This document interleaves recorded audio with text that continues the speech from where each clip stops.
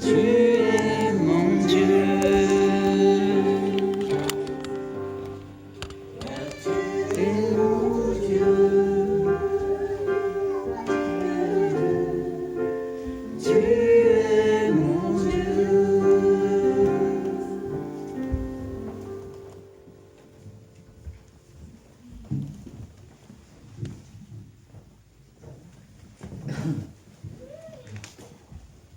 Alors voilà, si je dois me présenter un peu mieux, oui, en effet, j'ai vécu plus de 50 ans dans la région parisienne, l'une est parfait. Et c'est comme ça que j'ai connu Philippe et Martine, qui sont ici, qui sont les fondateurs de l'association La Gerbe. On était dans la même communauté aussi d'église, et puis voilà, l'association a grandi. Moi, j'ai rejoint l'association il y a une douzaine d'années peut-être. Et voilà. Et puis, il y a 4 ans, je me suis marié avec Caroline, et Caroline était installée à Marseille, donc je l'ai rejoint à Marseille. Et depuis 1 an et demi, on est aussi avec un pied-à-terre à Anduze, avec l'idée de nous rapprocher de la deuxième structure donc de la Gerbe qui est à Lézan. Voilà autrement, je suis donc j'ai une activité professionnelle et voilà, j'ai fait aussi des études à Vaux-sur-Seine en parallèle et donc, voilà, de temps en temps je passe dans les différentes églises. Alors voilà pour me mettre en valeur, mais plutôt pour la lecture de la parole de Dieu. Et je vais commencer par vous dire que hier soir, nous lisions ce verset du psaume 119, psaume 160, le verset 162, qui dit « Je fais ma joie de ta parole comme celui qui trouve un grand trésor. » Et alors, j'avais déjà préparé le texte et je me suis dit, oui, pourtant, je dois l'avouer pour moi-même, quand le psalmiste parle de la parole, il parle de l'Ancien Testament, la Torah. Et quand on lit l'Ancien Testament, je ne sais pas vous, mais il m'arrive parfois d'être confronté à des difficultés, à des obstacles, bien que ce soit, comme le psalmiste le dit, on peut y trouver un grand trésor. Il y a d'excellents motifs pour lire cette première partie de la Bible. Alors les obstacles, souvent on tombe sur des textes où c'est fastidieux, parce qu'il y a des fois des généalogies, des fois il y a des descriptions de construction, ou de sacrifices, ou des prophètes qui vont parler de destruction, qui vont donner des avertissements, mais c'est parfois poétique et long. Et c'est vrai que l'Ancien Testament, si on compte en nombre de chapitres, c'est au moins presque 80% de la Bible. Et puis c'est des époques, des cultures qui sont éloignées de nous. Ça m'arrive de me dire, mais qu'est-ce que je vais tirer de ce texte, en fait, pratiquement pour ma vie? Et puis on peut se dire aussi que c'est aussi le livre du judaïsme et que nous on est chrétiens, alors comment faire le lien? Mais il y a d'excellents motifs pour lire l'Ancien Testament. D'abord, c'est nécessaire pour bien comprendre le Nouveau Testament, puisque la Bible forme un tout. Et puis, si l'Ancien Testament est d'époque lointaine, de culture éloignée, on peut se dire la même chose en fait, du Nouveau Testament. Et puis, si on pense aux langues dans lesquelles c'est écrit, est-ce qu'on comprend mieux le grec ancien que l'hébreu? Je ne suis pas toujours sûr que ça soit si évident. Et puis, comme le psalmiste le dit, on trouve dans l'Ancien Testament des perles, des pierres précieuses, et qui sont très utiles pour notre vie pratique. Alors on peut s'engager dans cette lecture, parfois comme si on va dans une mine pour y chercher un trésor. Il y a des efforts à faire. Et puis le Nouveau Testament nous invite à lire les textes de l'Ancien, puisqu'il y a de très nombreuses citations de l'Ancien Testament dans le Nouveau. Alors une petite devinette pour vous. Est-ce que vous savez quelle est la plus longue citation de l'Ancien Testament dans le Nouveau Testament? C'est pas une question piège, hein. C'est un texte de Jérémie. C'est le texte que je vous propose aujourd'hui, Jérémie 31. Et si ce texte est la plus longue citation, c'est pas un hasard, bien entendu. Parce que le texte aborde un aspect qui est très important dans le message de Jérémie. C'est la nouvelle alliance et il nous aide à comprendre ce que ça représente. Alors, notre texte, Jérémie, c'est 31, 31 à 34. Il ne comporte que 4 versets. Donc, ce que je propose, c'est de le lire dans 2 versions différentes. Et bon, je lirai dans la Nouvelle Bible Second, qui est une version plutôt littérale, et puis dans la Bible du Semeur, qui est plus dans la recherche de donner le sens, sans être proche des mots. Alors, on pourra constater que les 2 versions sont très proches l'une de l'autre. Et puis là, je veux simplement, en faisant ça, pratiquement souligner l'importance de lire la Bible aussi dans différentes versions, qui sont souvent excellentes, mais parce que les traducteurs sont souvent devant des choix difficiles pour redonner en français ce qu'on trouve dans le texte et de pouvoir comparer. Ça permet, pour ceux qui, comme moi, ne sont pas capables de lire directement l'original grec ou hébreu, ça peut être une bonne chose. Alors je vais lire donc ce texte de Jérémie 31. Donc là, c'est dans la Nouvelle Bible Second. Les jours viennent, déclaration du Seigneur, où je conclurai avec la maison d'Israël et la maison de Juda une alliance nouvelle. Non pas comme l'alliance que j'ai conclue avec leur père le jour où je les ai saisis par la main pour les faire sortir d'Égypte, alliance qu'ils ont rompue, bien que je sois leur maître, déclaration du Seigneur. Mais voici l'alliance que je conclurai avec la maison d'Israël après ces jours-là, déclaration du Seigneur, je mettrai ma loi au-dedans d'eux, je l'écrirai sur leur cœur, je serai leur Dieu, et eux, ils seront mon peuple. Celui-ci n'instruira plus son prochain, ni celui-là son frère, en disant « Connaissez le Seigneur », car tous me connaîtront, depuis le plus petit d'entre eux jusqu'au plus grand. Déclaration du Seigneur. Je pardonnerai leurs fautes, je ne me souviendrai plus de leurs péchés. Et donc, une lecture, nous, dans une autre traduction, la Bible du Semeur. Mais des jours viennent, déclare l'Éternel, où moi je conclurai avec le peuple d'Israël et celui de Juda une alliance nouvelle. Elle ne sera pas comme celle que j'ai conclue avec leur père quand je les ai pris par la main pour les faire sortir d'Égypte, car cette alliance-là, ils l'ont rompue, alors que moi j'étais leur suzerain. L'Éternel le déclare. Mais voici quelle alliance je conclurai avec le peuple d'Israël après ces jours, déclare l'Éternel. Je placerai ma loi au plus profond d'eux-mêmes, je la graverai sur leur cœur. Moi je serai leur Dieu, eux ils seront mon peuple. Ils n'auront plus besoin de s'enseigner l'un l'autre en répétant chacun à son compagnon ou son frère. Il faut que tu connaisses l'Éternel, car tous me connaîtront, des plus petits jusqu'aux plus grands. L'Éternel le déclare, car je pardonnerai leurs fautes, je ne tiendrai plus compte de leurs péchés.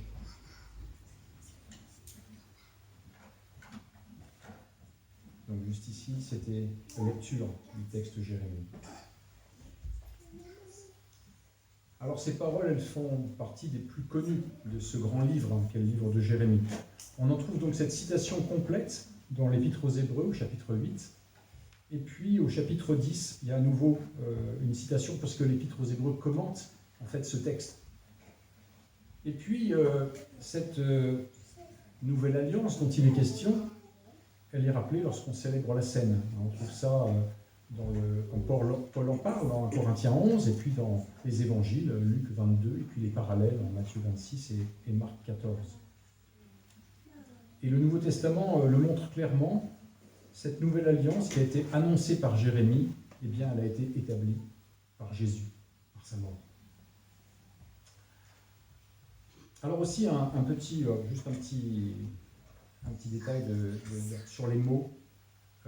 Jérémie parle d'alliance, donc en hébreu c'est bérit, qui veut dire un pacte, une alliance, un engagement, dans plusieurs sens. Et quand c'est traduit ensuite en grec, c'est un mot diatheke, qui a une signification donc, identique, c'est une traduction, mais un peu plus large. Ça veut dire soit une disposition, un accord, un arrangement, un contrat, un testament, une alliance. Alors on note qu'en grec, on peut donc traduire à la fois par alliance ou par testament. Et ce n'est pas juste parce que ces deux sens seraient deux mots différents, un peu comme j'ai cherché un exemple en français. Par exemple, si on parle d'un cousin, ça c'est un cousin. Si on n'est pas dans le contexte, on ne sait pas si je parle du fils de mon oncle ou si je parle d'un moustique, par exemple. Et là, on n'est pas sur ce registre où les mots sont vraiment très différents, puisque dans le texte, alliance ou testament, en fait, il s'agit en fait d'un contrat. Et on voit dans l'Épître aux Hébreux, au chapitre 9, que l'auteur passe de la notion d'alliance aussitôt à la notion de testament. Il parle de l'alliance dans le sens de l'alliance faite avec le peuple par Dieu, et puis il dit, mais s'il y a un testament, c'est qu'il y a un testateur qui est mort, etc. Il parle de la mort de Christ. Donc en fait, cette nouvelle alliance, c'est comme ce Nouveau Testament. Et alors, ça nous montre, quand on a entre les mains le Nouveau Testament, le texte de la Bible, en fait, ça nous vient de Jérémie, qui est le seul, en fait, à parler, à utiliser cette formule, Nouvelle Alliance, dans l'Ancien Testament. Alors ailleurs, on trouve d'autres alliances, d'autres choses nouvelles, mais l'expression Nouvelle Alliance, Jérémie est le seul à l'utiliser dans ce texte. Alors, je disais que on a aussi donc il y a l'Épître aux Hébreux, il y a autour de la Sainte Seine, et puis alors l'apôtre Paul aussi va utiliser dans le Nouveau Testament cette notion de Nouvelle Alliance pour parler du ministère des apôtres, son propre ministère. Il dit que c'est une lettre écrite dans 2 Corinthiens 3, c'est une lettre qui est écrite avec de l'encre, mais avec l'Esprit de Dieu, non pas sur les tablettes de pierre, mais sur les tablettes de chair, sur les cœurs. Voilà ce que dit Paul en parlant du ministère. Donc, voilà l'utilisation qui est faite très, très succinctement dans le Nouveau Testament. Alors, ce texte que l'on a lu, on peut le considérer comme un point culminant de ce qui nous est dit dans l'Ancien Testament. Il va nous décrire une œuvre intérieure dans le cœur des hommes. Donc cette nouvelle alliance, elle annonce en fait ce qui va venir. On a vu dans le texte, quand Dieu parle de ce qu'il va faire, une libération. C'est aussi ce que tu as exprimé tout à l'heure, Serge. On est libéré parce qu'on se remet entre les mains de Dieu. Et c'est Dieu qui va accomplir ce salut en faveur de son peuple. Alors l'histoire de Jérémie, je ne vais pas trop m'étendre, il y aurait énormément à dire pour le contexte dans lequel... Mais Jérémie a pris conscience que l'alliance qui était faite au Sinaï, qui était une loi en fait extérieure, c'était une loi sur des tables de pierre auxquelles il fallait répondre, eh bien elle ne pouvait pas répondre à ce besoin des humains à cause du péché qui est dans le cœur. Et donc, il en parle, il dit que c'est indélébile, c'est-à-dire un texte connu aussi de Jérémie 17,9 qui dit « Le cœur est tortueux, plus que toute autre chose, il est incurable, qui pourrait le connaître ?» Il y a un constat qui est quasi définitif. Et alors, à son époque, et un siècle plus tôt, il y a eu des grandes réformes religieuses. On pense à la réforme d'Ézéchias, à l'époque d'Ésaïe, en fait. Et puis, au début du ministère de Jérémie, il y a eu une grande réforme avec Josias. Et ces réformes se sont avérées, en fait, insuffisantes. Et puis, au moment où Jérémie va écrire ce texte-là, il y a déjà eu tout ce qui s'est passé, les avertissements qu'il a donnés pendant des années, en fait. Et finalement, il a dit, si on ne se soumet pas à Babylone et si on ne revient pas à Dieu, ça va être la destruction. Et puis la destruction est arrivée, la chute de Jérusalem, l'exil à Babylone, l'inconcevable pour le peuple est arrivé, la destruction du temple.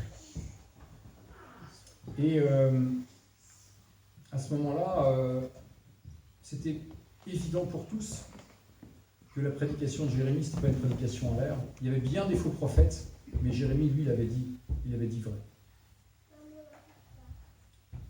Et on a lu dans le texte, alors, dans les traductions, Dieu dit, dans l'une, il dit « J'étais pourtant leur maître, en fait, en hébreu, c'est Baal qui est utilisé. Ça veut dire, c'est un mot qu'on peut traduire de différentes façons.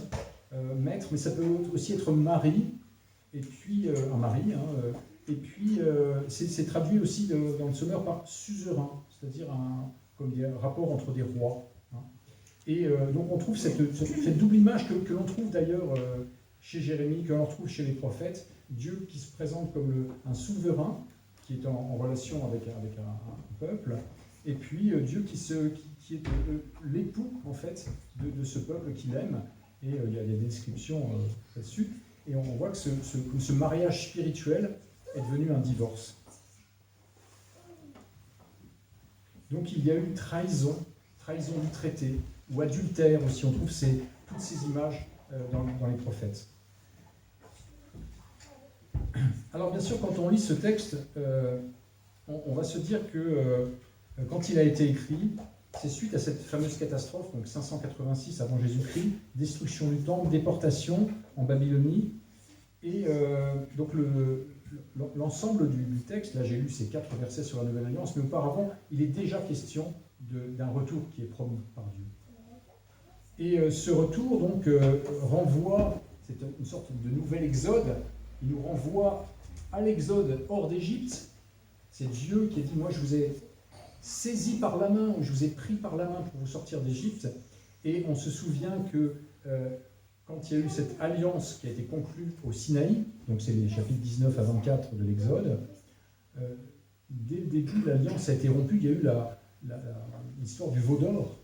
Moïse était encore sur la montagne et il y avait le peuple qui se faisait un veau d'or. Et alors on peut aussi se comparer les situations. Parce qu'il y avait quelque chose qui allait mal, et on va trouver, je crois que c'est Exode 32, Moïse qui va prier, qui va intercéder, qui va dire à Dieu, mais ne détruis pas ce peuple.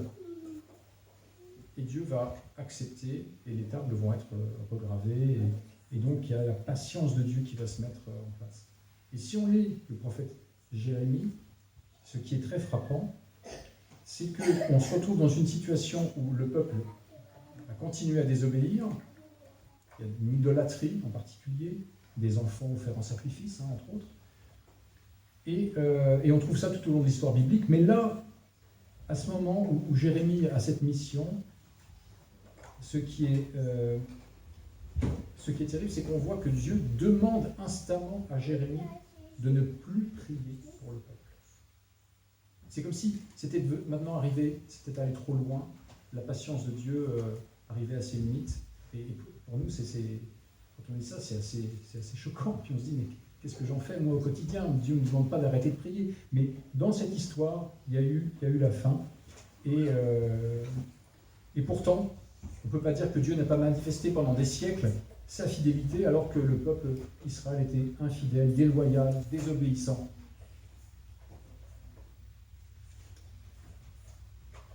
Alors voilà, il y a eu cette rupture. Mais alors, s'il y a donc cette condamnation, ce jugement qui s'abat sur Jérusalem et sur Juda, comme il s'était abattu sur les tribus du Nord un siècle plus tôt, l'œuvre de Dieu, le plan de Dieu ne se termine pas sur l'exil.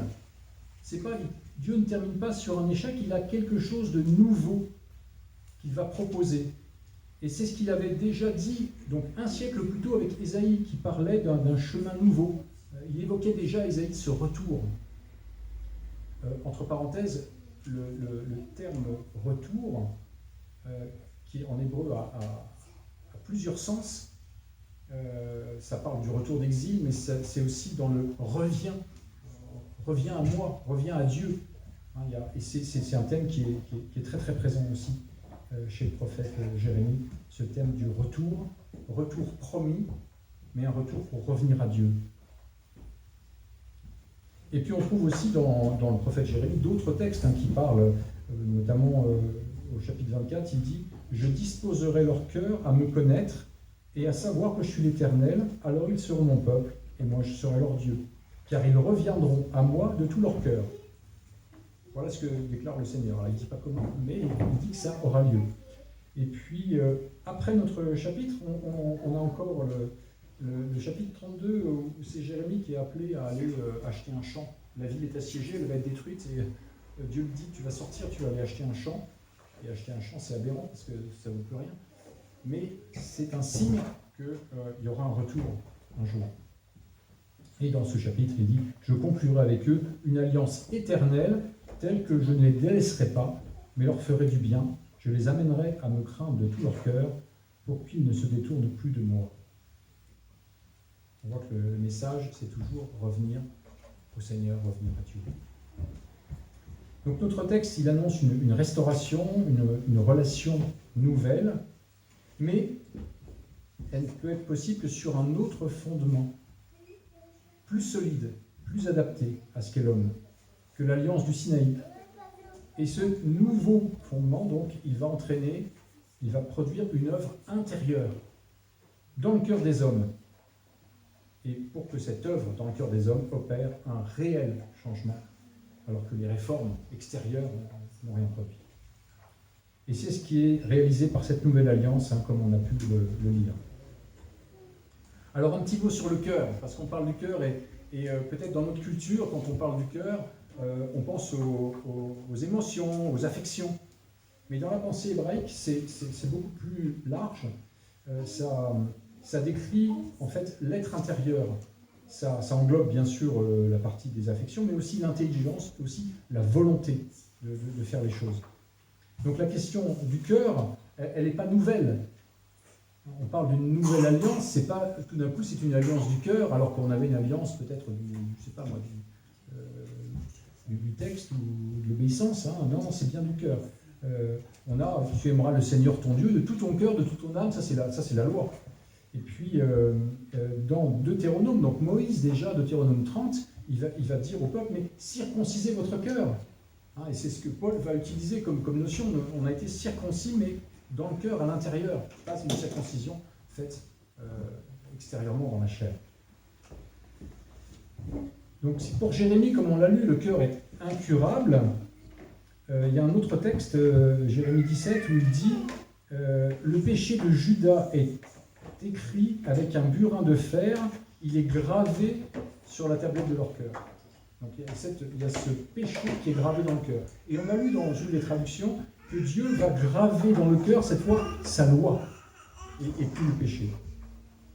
Et donc Dieu promet de placer sa loi dans le cœur de son peuple.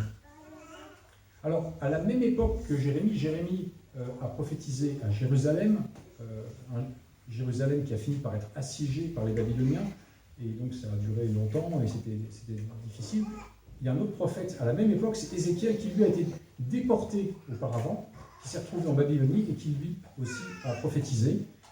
Et Ézéchiel va aussi prophétiser dans le même sens que Jérémie. Il va dire, c'est Dieu qui dit par la bouche d'Ézéchiel, « Je vous donnerai un cœur nouveau, je mettrai en vous un esprit nouveau, j'enlèverai de votre être votre cœur de pierre, et je vous donnerai un cœur de chair. Je mettrai en vous mon propre esprit, je ferai de vous des gens qui vivent selon mes lois et qui obéissent à mes commandements pour les appliquer. » Alors j'avance dans le texte aussi, on a vu sur le dernier verset que tous les membres du peuple de Dieu vont le connaître d'une manière intime et vont expérimenter une nouvelle relation avec lui. Et puis il est dit « Je serai leur Dieu et ils seront mon peuple ». Donc on peut se demander, mais est-ce que cette intimité est une caractéristique de la Nouvelle Alliance ? Eh bien, dans un sens, non, parce qu'en fait, l'intimité avec Dieu, on la trouve dans l'Ancien Testament. Quand on lit les psaumes ou le témoignage de certains prophètes, notamment, voilà, encore une petite parenthèse, mais ce qui est intéressant quand on lit le prophète Jérémie, c'est que dans les 12 premiers chapitres, il y a des moments où il craque. Et il dit à Dieu, mais tu m'as séduit, j'ai ta parole au fond de moi, mais je voudrais me taire, j'en ai assez parce qu'il est persécuté. Et puis il dit, mais je ne peux pas en fait, la parole elle sort. Et on voit tous ces états d'âme de Jérémie, on voit qu'il a cette relation où il expose à Dieu ses difficultés. C'est aussi pour nous un exemple finalement de ne pas faire semblant, mais de dire à Dieu quand ça ne va pas. Et donc cette intimité, elle est déjà on trouve ça chez certaines personnes dans l'Ancien Testament. Alors peut-être la différence qu'il y a avec la Nouvelle Alliance, c'est qu'il est dit, tous les membres du peuple, tous me connaîtront. Et donc, le peuple de Dieu n'est plus un peuple ethnique. C'est pas parce qu'on est chrétien, c'est pas par la naissance, mais c'est par la conversion, la rencontre du Seigneur. Et c'est là qu'on a cette différence. Et puis, bien sûr, la fin du verset 34, c'est le péché. Il sera non seulement pardonné, mais aussi oublié. On n'en tient plus compte, on n'en parle plus. Dieu pardonne, oublie le péché. Alors, bien sûr, notre Dieu n'est pas amnésique. Il n'a pas oublié parce qu'il a vieilli et puis il ne sait plus. On a des mamans âgées, elles ne savent plus. Voilà, elles n'ont plus de mémoire. Non, Dieu se souvient, mais il met de côté parce que les choses ont été réglées. Il n'en est plus question, il n'en tient plus compte. Cette question du péché, elle est définitivement réglée. Et je pense que pour nous, c'est quelque chose d'assez étonnant, parce qu'on ne sait pas toujours bien faire par rapport au péché, notamment le péché contre nous-mêmes. Et on est pourtant invité à prier, pardonne-nous nos offenses, ou remets-nous nos dettes, comme aussi nous pardonnons, comme aussi nous remettons à ceux qui nous ont offensés. Mais voilà, c'est l'œuvre de Dieu qui nous attire en fait. Alors, on a vu entre l'ancienne et la nouvelle alliance, qu'est-ce qui change, qu'est-ce qui continue. Il y a une continuité. On a vu le cœur, on a vu ça concerne l'être intérieur. Tu aimeras le Seigneur de tout ton cœur. Et le but de l'alliance aussi, l'ancienne alliance, c'était d'établir la relation avec Dieu. Je serai votre Dieu et vous serez mon peuple. Que l'on trouve dès l'Exode en fait, et qui est répété. Et alors, ce qui est nouveau, c'est que dans cette nouvelle alliance, c'est là où il y a la rébellion contre Dieu, le cœur humain. Là, Dieu, dans le cœur, va inscrire sa loi. Et alors, on peut dire qu'il y a un changement, c'est que la connaissance de Dieu, elle ne passe plus par le temple, les prêtres, les sacrifices, tout ce rituel, mais c'est quelque chose qui est inscrit dans les cœurs. Alors bien sûr, avec le Nouveau Testament, on pourrait aller plus loin, et notamment étudier en détail ce commentaire. Là, c'est pas le lieu, enfin, ça serait beaucoup trop long, mais dans l'Épître aux Hébreux, il y a un commentaire en fait de ce texte en rapport aussi avec la venue de Jésus-Christ. Donc c'est encore aller plus loin. Il est question du ministère du Christ. Alors simplement quelques mots. On peut dire que Jésus, il y a ce qu'il a fait pour nous, il y a sa venue, il y a sa mort, il y a sa résurrection, et il y a aussi ce qu'il fait encore aujourd'hui, c'est-à-dire son intercession, il prie pour nous. Et la conséquence, c'est le pardon des péchés, c'est aussi la vie éternelle, l'adoption, et puis tant de bénédictions. Et puis n'oublions pas aussi le ministère du Saint-Esprit, parce qu'il opère en nous. Alors on voit l'Esprit agir dans l'Ancien Testament, mais dans le Nouveau Testament, il y a vraiment cette opération, cette action intérieure, et voilà, je cite l'Épître aux Romains, avec l'amour de Dieu qui est versé dans nos cœurs par le Saint-Esprit. Il est aussi question, Romains 8, de son intercession, la prière pour nous. Et puis, aussi, encore une chose, c'est que dans l'Ancienne Alliance, il y avait Dieu d'un côté, il y avait le peuple d'Israël, et puis il est dit, c'est des anges qui ont servi un peu de médiateurs, ils ont fait fumer la montagne, enfin, Et là, en fait, c'est dans la Nouvelle Alliance, il y a Dieu, il y a son peuple, mais il y a un nouveau médiateur. Ce médiateur, c'est Dieu lui-même, c'est Jésus-Christ, c'est l'homme de Jésus. Alors, je me disais en ayant un peu décrit tout cela, et en pratique, ça fait beaucoup de points qu'on pourrait dire un peu théologiques, tout ça, la Nouvelle Alliance et des notions. Et puis on aime bien, je crois, être un peu sur des considérations pratiques.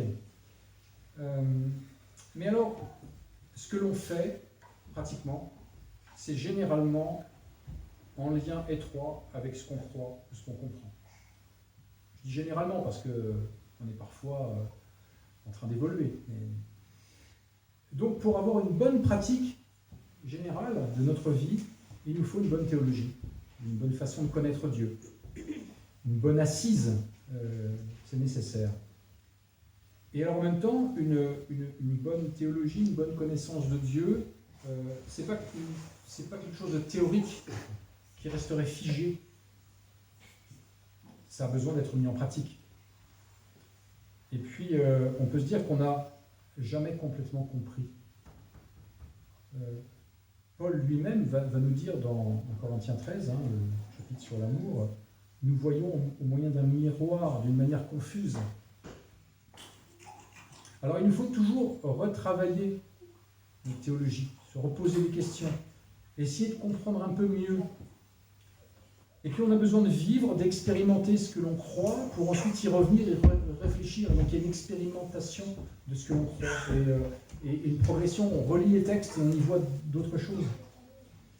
Et puis on a affaire à un Dieu tellement grand, on l'a chanté, Dieu est tellement grand que finalement, comment pourrions-nous, nous qui sommes limités, vraiment comprendre?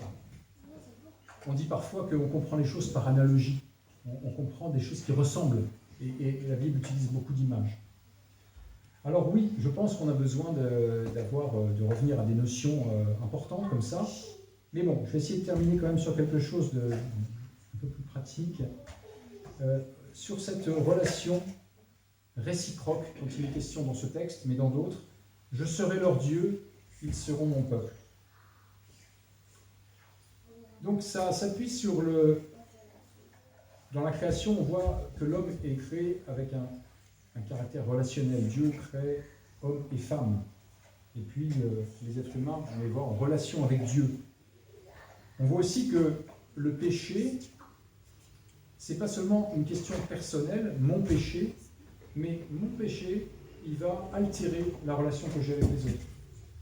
Parce que d'une façon ou d'une autre, ça va avoir des effets négatifs. On pense à Caïn qui a tué son frère, mais voilà, des relations qui sont biaisées. Et donc,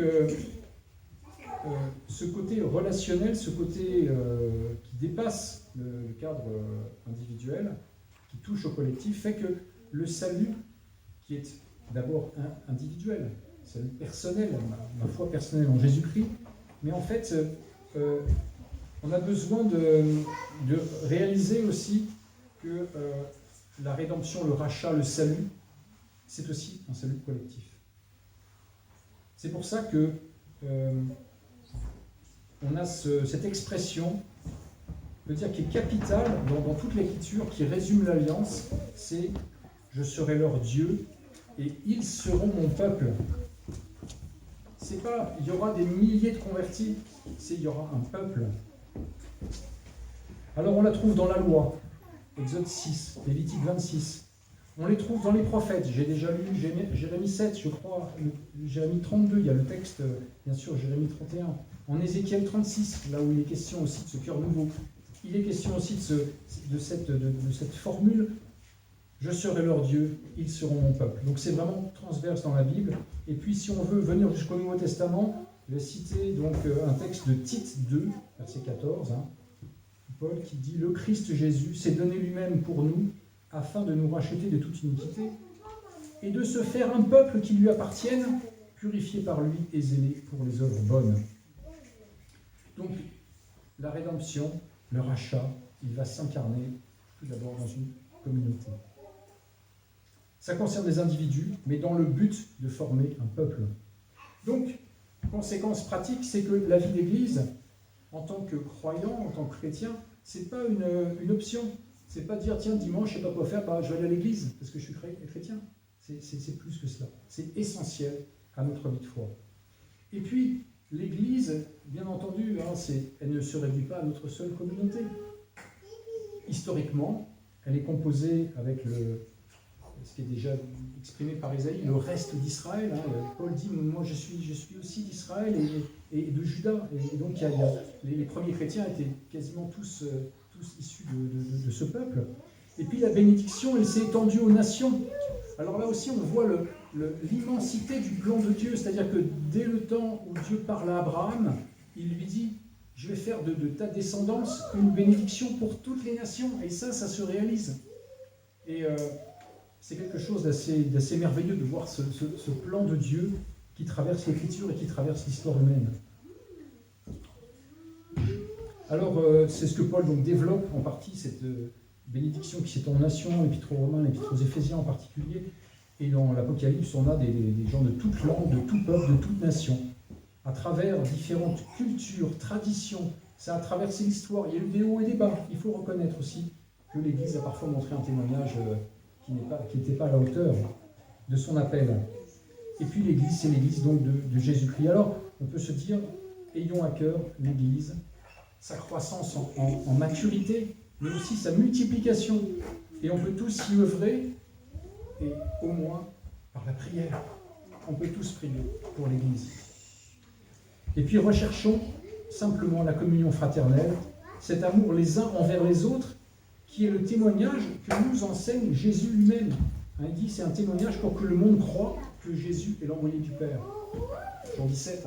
Donc, Jésus nous invite par cet amour fraternel. Il nous dit que cet amour-là, il va être un témoignage devant le monde. Et je voudrais vous lire encore, avant de terminer, un petit extrait que j'ai lu hier aussi, ou avant-hier, dans le journal de l'association Portes Ouvertes, à propos du Moyen-Orient, qui dit « Les églises historiques, du Moyen-Orient, que l'on pensait assoupies dans leur tradition, se sont accrochées à Dieu et à sa parole.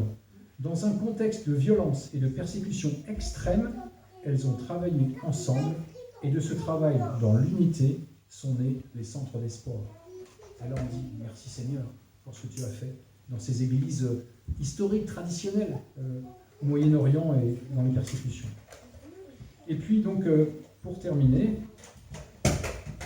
et faire le lien avec la suite, Serge m'a dit qu'on allait continuer par la célébration de la Sainte Seine, qui rappelle la nouvelle alliance scellée par le sang de Jésus-Christ.